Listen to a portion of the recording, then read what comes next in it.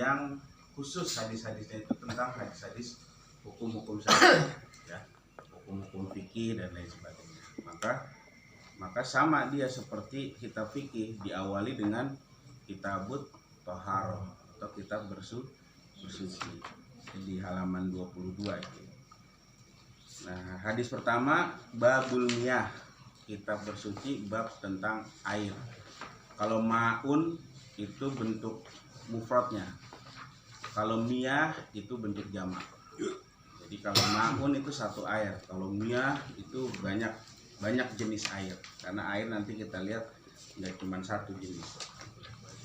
Nah, bismillahirrahmanirrahim. Qala al-musannif rahimahullah, telah berkata pengarang kitab Bulughul Maram, tuhuriyatu ma'il bahri, kesucian air laut. Nah, ini hadis pertama tentang menerangkan tentang kesucian air. An Abi Hurairah, tak dari Abu Hurairah. Abu Hurairah ini peringkat pertama sahabat yang paling banyak meriwayatkan hadis. Jadi peringkat pertama itu Abu Hurairah. Peringkat kedua sahabat Anas bin Malik.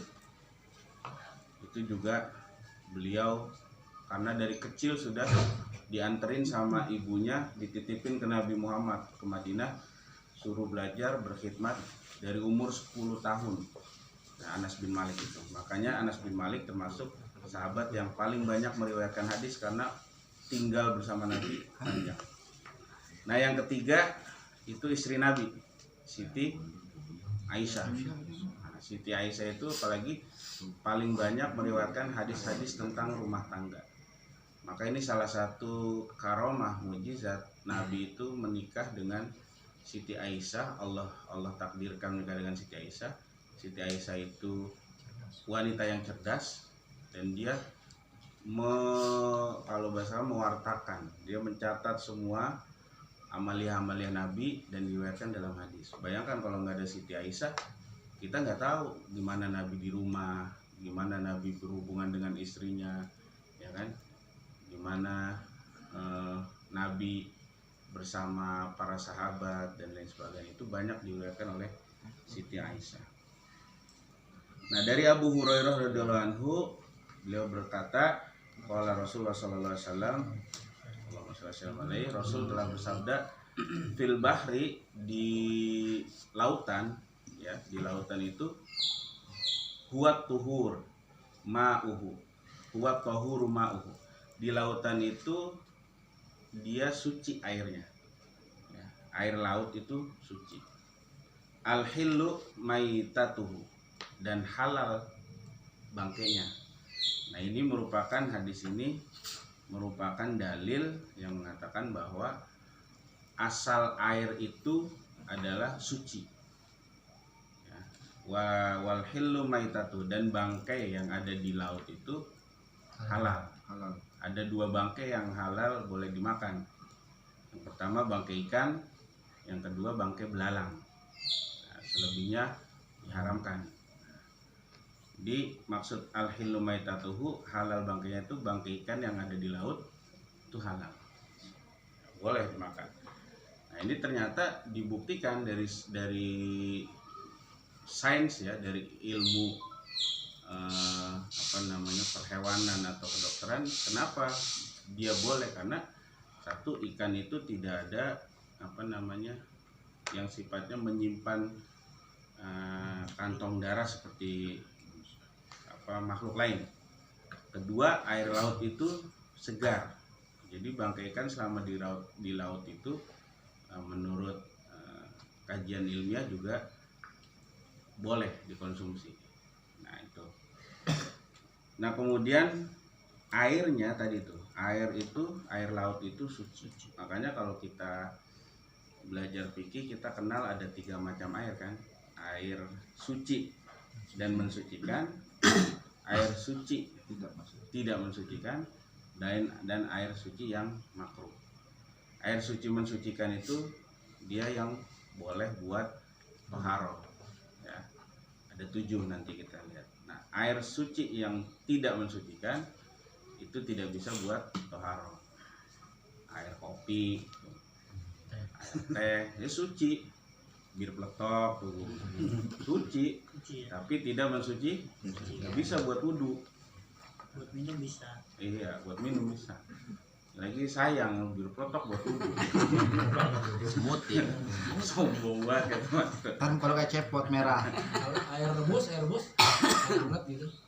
Air rebus ya tergantung ininya, kuantitinya nanti. Nah, kan ada istilah yang apa, dua kula. Yang pasti air yang tidak bisa mensucikan itu 3. Nanti di situ penjelasannya, dia sudah berubah 3 unsur, baunya, warnanya, rasanya. Nah itu tidak bisa buat bersuci. Nah air secara umum yang suci mensucikan, dia suci dan boleh dipakai bersuci, itu dijelaskan di dalam hadis lain, itu ada 7 ya, jadi ada 7 air yang suci dan boleh dipakai untuk bersuci ya. Pertama ma'us sama air langit, air hujan, boleh tuh wudu pakai air hujan ya. Yang kedua ma'ul bahri, nah ini ya, di sini air laut. Kalau lagi mancing di tengah laut wudu ya udah langsung aja wudu, pinggir perahu langsung wudu ya, Biar asin gitu. biar asin ya. Yang ketiga ma'un nahri itu air sungai yang mengalir ya. Yang keempat ma'ul bi'ri itu air sumur. Nah, air sumur kalau di kampung tuh pasti itu ada air sumur. Yang kelima ma'ul ain, air yang dari mata air langsung. Di sekarang masih ada nggak sih mata air itu? Sukabumi. Panjalu. Emang udah jarang juga ya. Itu Panjalu tuh masih ada itu. ma'ul ain. Kalau kita dulu kenalnya mata air tuh yang itu kan, yang Muter-muter. iya itu ya. Itu gara-gara pam bocor itu. Itu mata air. Benar. Padahal mata air nggak mesti itu kan ya.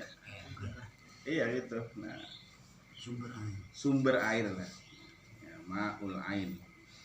Yang keenam ma'us salji, air salju yang saljunya itu sudah mencair. Kalau masih salju maka nggak bisa. Nah itu bisa. Yang terakhir yang ketujuh ma'ul barod. Al barod itu bahasa aslinya kan dingin. Nah ini ada perbedaan pendapat, tapi rata-rata kitab fikih itu mengartikan ma'ul barod itu air embun, karena embun itu dingin. Nah, tapi ada beberapa ulama mengatakan kurang tepat juga kalau air embun, karena air embun itu jumlahnya tidak banyak. Air embun itu kan air, kata Imam Nawawi, Syekh Nawawi Al-Bantani itu di kitab Kasifatus saja yang syarah Safinatun Najah dia sebutkan ma'ul barot itu termasuk dari ma'us sama, karena dia air langit juga kan, cuman kuantitinya beda sama air hujan, dan dia kan turun di tumbuhan. Nah bagaimana cara wudunya kan gitu. Nah maka beberapa ulama mengatakan ma'ul barot ini air garam yang beku yang turun. Nah ketika itu mencair, nah itu airnya boleh buat wudu. Ada nggak di kita? Ada. Kan pernah ada berita hujan es. Nah itu maksudnya ma'ul barot tuh. Bongkahan ya, sebesar batu lah, batu kecil. Ya lumayan. Udah ya, Segede garam. Nah itu kalau dibilang senangnya kayak garam, nah itu bener segini ya. Garam beku tuh. Nah itu ada tuh yang turun dari langit. Nah ketika itu mencair, itu airnya boleh dipakai bersuci atau wudu. Pakai mandi wajib boleh. Asal kuat aja dingin. Nah itu, jadi ada 7 air yang suci mensucikan tadi itu. Ya. Kalau di sini keterangannya al-bahru itu huwal ma'ul kasir, ya laut itu adalah yang mempunyai kuantitas air yang sangat banyak, au almaul malik, atau air yang berlimpah ruah, dan air laut. Nah, ini jelas ya hadis pertama. Jadi ini dalil bahwa asal hukum air itu suci semuanya. Nah, kalau dalam kaidah fikih, kalau kita belajar kaidah fikih, asal hukum, asal macam-macam itu seperti kayak al aslu fil ibadah ya, dasar ibadah itu kan boleh. Awalnya itu semua boleh. Ya. Sampai nanti ada pelarangan, nah, baru itu batasannya. Nah, air pun begitu. Air tuh sifat awalnya suci, semua suci. Sampai nanti ada kategori yang membuat dia tidak menjadi suci. Salah satunya kejatuhan najis, ya kan, dan lain sebagainya itu. Jadi kalau ada air kejatuhan najis, dia kan nggak bisa dipakai bersuci kan? Bukan airnya yang najis, airnya awalnya tetap suci. Dia menjadi najis karena kejatuhan benda najis. Gitu. Nah, kita lanjut hadis keduanya, al aslu fil ma'i at-taharah, ya, dasar asal air itu suci. An Abi Sa'id Al-Khudri, dari Abu Sa'id Al-Khudri radhiyallahu anhu, Rasulullah bersabda, innal ma'a tahurun la yunajjisuhu syai'un. Nah, ini penjelasan selanjutnya. Innal ma'a, sesungguhnya air, tahurun, itu suci, la yunajjisuhu syai'un, tidak ada yang membuat air itu menjadi najis, ya, pada dasarnya, pada awalnya tadi tuh. Jadi kalau dasar airnya itu ya suci, ya, tidak ada air yang dari awalnya udah najis, itu nggak ada, ya. Dan tidak ada sesuatu pun yang membuat dia menjadi najis, nggak ada. Kemudian ini udah jelas. Yang hadis ketiga, mata yafqudul ma tahuriyati, kapan air itu hilang kesuciannya. Nah, ini baru. Wa an Abi Umamah Al-Bahili, ini hadis dari Abu Umamah Al-Bahili radhiyallahu anhu, semoga Allah meridainya. Beliau berkata, qala Rasulullah sallallahu alaihi wasallam bersabda, innal ma'a, sesungguhnya air, la yunajjisuhu syai'un, dia tidak tidak ada suatu pun yang membuatnya najis, illa, kecuali. Nah, baru di sini batasannya, ma ghalaba ala rihihi wa qamihi wa launihi, 3 unsur tadi itu. Kecuali ghalaba itu mendominasi, kecuali ada sesuatu yang membuat air itu didominasi oleh apa? Pertama, rihuhu, baunya. Kedua, tokmihi, rasanya. Yang ketiga, launihi, warnanya. Nah, jadi nyiriin air itu kejatuhan najis apa enggak dilihat dari tiganya itu. Tapi ulama fikih mayoritas mengatakan cukup 2 aja, lihat warna sama baunya, rasa nggak usah. Udah pasti nggak ada. Iya. Gila, masih modern juga. Kita rasain nih kan ya. Bener kayak ini, asam apa kagak? Kalau baunya soto enak. Kecuali berhubungan dengan makanan tuh. Nah, Makanan, maka ada perdebatan tuh. Misalkan lele. Lele itu kan makanannya kotoran. Ya, kita makan lele, hukumnya apa tuh? Gimana ya? Ya. Tapi enak. Tapi enak. Gurih. Nah, beberapa ulama mengatakan kalau lelenya itu masih ada kotorannya, terlihat jelas, menjadi haram, nggak boleh dimakan. Pertama, kelihatan. Yang kedua, nggak kelihatan, nggak ada, tapi pas dimakan masih ada aroma, kayak tetangganya Pak Herlambang cerita. Makan lele masih ada rasa-rasa yang dimakan lelenya gitu. Pahit. Lagi rajin banget makin di rasa-rasa. penasaran jadi. Jadi nggak boleh, karena dianggap masih ada kotorannya. Tapi kalau itu nggak ada, nggak kerasa, nggak ada apa, boleh. Cuci kurang bersih itu. Nah itu berarti nyangin ya berarti. Karena kalau ikan itu memang boleh, dia ada mazhab Syafi'i juga membolehkan masak ikan langsung hidup-hidup. Boleh. Malah kalau dalam hal itu Mas Syafi'i membolehkan, malah yang nggak membolehkan tuh Maliki. Maliki sama Hanafi itu nggak membolehkan masak ikan langsung gitu, hidup-hidup digoreng gitu.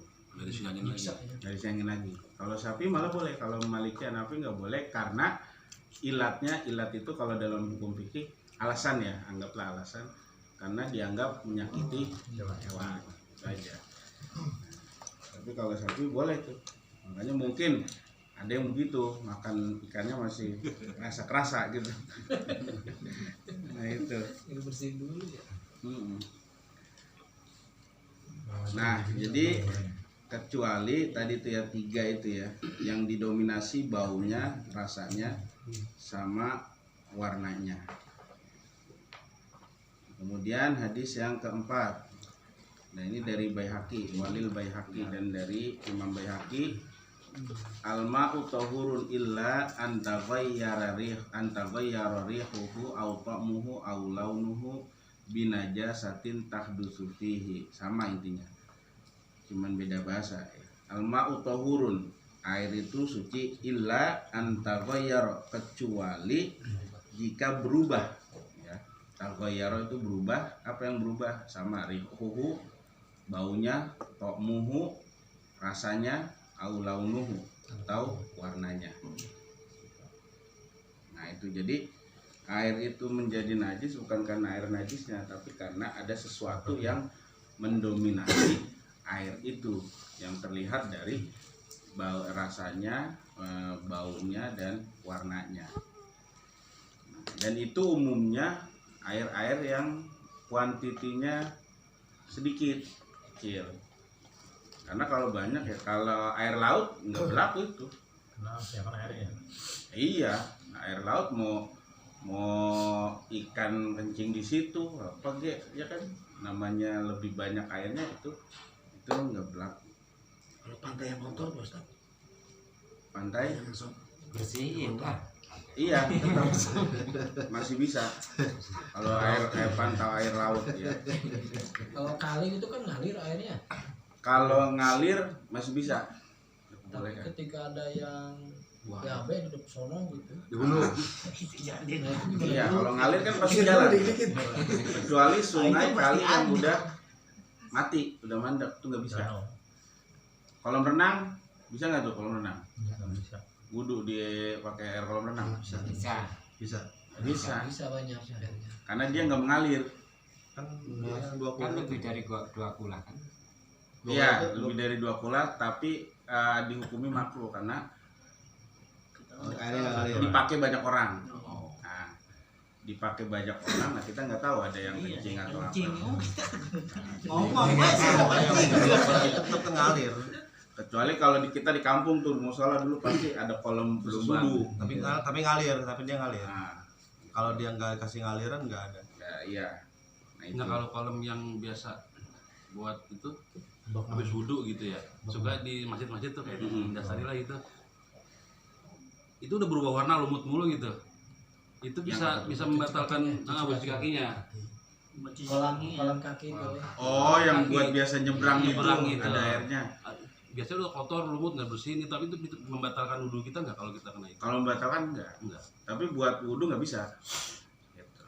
Ini lokot wudhu. Iya. Kalau membatalkan sih enggak. Nggak batalkan. Nah itu. Terus yang kelima, kita satu lagi ya. Iza balagol ma kullatain. Nah ini baru nih batasannya tentang kullatain, 2 kula. Lam yahmilul khubsi. Waan Abdullah bin Umar, dari Abdullah bin Umar radhiyallahu anhuma. Nah, kalau an Abi Hurairah tadi radhiyallahu anhu, Anas bin Malik radhiyallahu anhu, Sa'id bin Al-Khudri radhiyallahu anhu. Tapi kalau Abdullah bin Umar radhiyallahu anhuma, karena yang didoakan 2, Abdullahnya dan ayahnya Umar bin Khattab.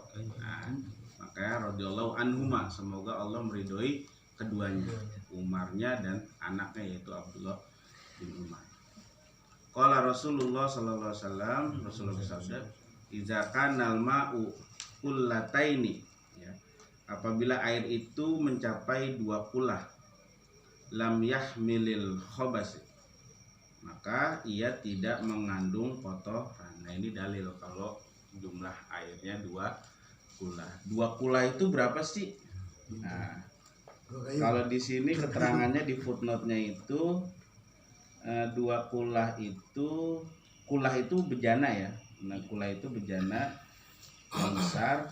Nah, itu setara dengan 500 liter. Kalau 1 galon berapa? 19 liter. Masih kurang berarti ya kan? Nah, iya. Sekitar 2 meter kali semeter. Toren ada yang 500 liter? Ada. Nah, ada. Jadi kalau toren yang ukuran 500 liter, mau dia keadaannya gimana, misalnya ada cicak lagi di atas toren terus nyemplung nanti, nah masih bisa tuh kita pakai wudu karena dua kulah. Itu 500 liter menggunakan ukuran literan Irak atau 93 atau 75 sok ya kalau di sana. Jadi kalau diliterkan 500 liter ya. Berapa sok tadi itu? 75 sok. Jadi takaran kalau dalam fikih, kalau di Yaman itu masih itu ukuran takarannya itu masih pakai sok.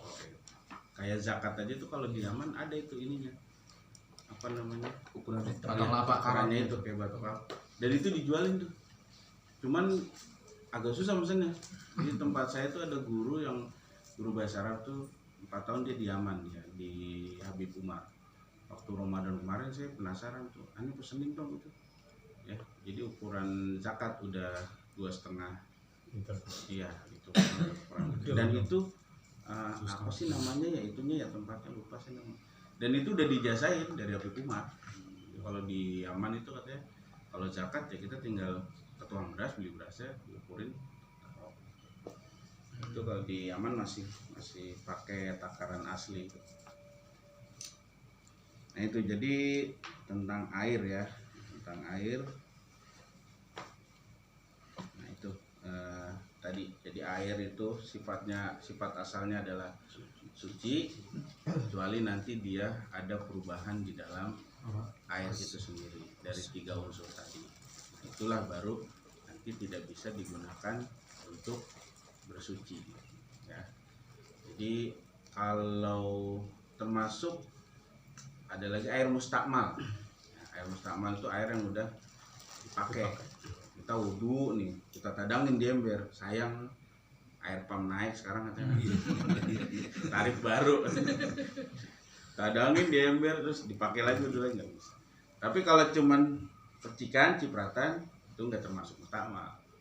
Karena dulu saya juga waktu belum memahami itu dikira air mustakmal itu pokoknya air yang bekas kita pakai wudu, misalnya nyiprat, kita lagi wudu, itu dianggap air mustakmal. Ternyata tidak. Ya kan kalau gitu kan pasti dapat kita air mustakmal. Kalau wudu kan rendengan. Nah, sebelahnya kan nyiprat ke kita. Terus misalnya kecampur, kita lagi nadangin begini nih, mau cuci muka, yang sebelah juga habis cuci muka saking semangatnya buat gitu kan. Nah kan pasti ada yang kesini kita. Nah ada dulu kita mamanya gitu, berarti ini mustakmal nih. Ternyata itu enggak. Nah, mustakmal itu kalau bener diniatin, ditadangin buat itu. Maksudnya kalau macam-macam enggak?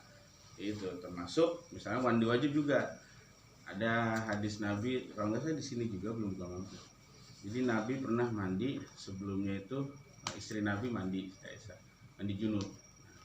Terus Nabi mandi, terus istrinya bilang, sesungguhnya saya itu tadi mandi junub. Nah, pikiran istrinya mungkin ini air habis dipakai saya, gitu loh. Mustakmal bukan nih maksudnya. Cuman istrinya cuman bilang gitu. Tapi Nabi langsung jawab bahwasanya air itu tidak ada yang junub. Jadi nggak apa-apa dipakai habis dipakai mandi, dia mandi lagi air yang sama, kecuali kalau niat bener ditadangin. itu yang nggak bisa. Oh, air sisaannya. Misalnya karena ada yang memahami gitu, wah ini nggak bisa nih katanya, misalnya air di ember tadi laki kita habis mandi junub duluan gitu kan, makanya yang bagus tuh yang disenain gue mandi di junub tuh berdua bareng, sunnah sebetulnya itu. Bareng. Ronde kedua jadi. Mindo. Ini yang terbaru itu Sekolah Tinggi Teknologi PLN yang di Cengkareng. Ada kurang lebihnya menemukan satu teknologi untuk mengolah air bekas wudhu, hujan, kemudian dipakai lagi. Ya mungkin ada penyaringan segala gitu. Ya judulnya sih penghematan air. Nah ini percontohannya itu di pesantren saya di Serang. Nah, belum selesai, cuma dari konsepnya MCK itu seperti itu. Jadi bekas wudhu, air hujan, kemudian dibikin kolam, ada penyaringan, naikin lagi nanti ke toren. Nah itu termasuknya kan air bekas wudhu, gitu ya. Itu gunanya. Nah berarti itu masuk wilayah fikih kontemporer tuh, studi terbaru bagaimana hukumnya.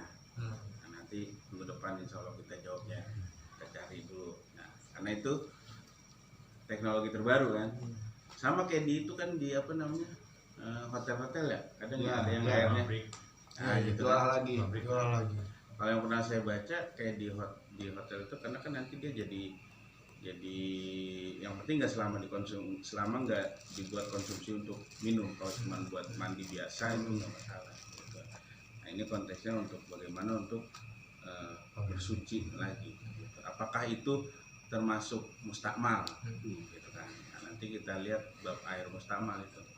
Kalau dari kamar mandi memang dibuang, ya maksudnya. Iya, ya buat mandi air yang dibuang. air yang Itu bersih mau lah wudhu ya. aja. Bekas wudhu, hujan disatuin dalam satu kolam, ada penyaringan. PR berarti contoh minggu depan. Karena ini baru satu sebagai percontohan, belum selesai sih.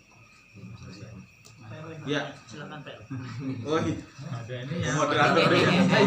Nah, tadi lupa, maaf udah. Wah, dilangkain, moderator dilangkain. Berarti nggak boleh begitu, ada moderator. Ini juga belum selesai. Oh iya. Kalau udah selesai baru tadi air lupa sama saya. ya Pak. Ustadz bahwa itu kan ada, kalau di kampung saya kan ada satu kolam yang buat wudhu rame-rame. Itu apakah termasuk atau tidak kan? Wudhunya itu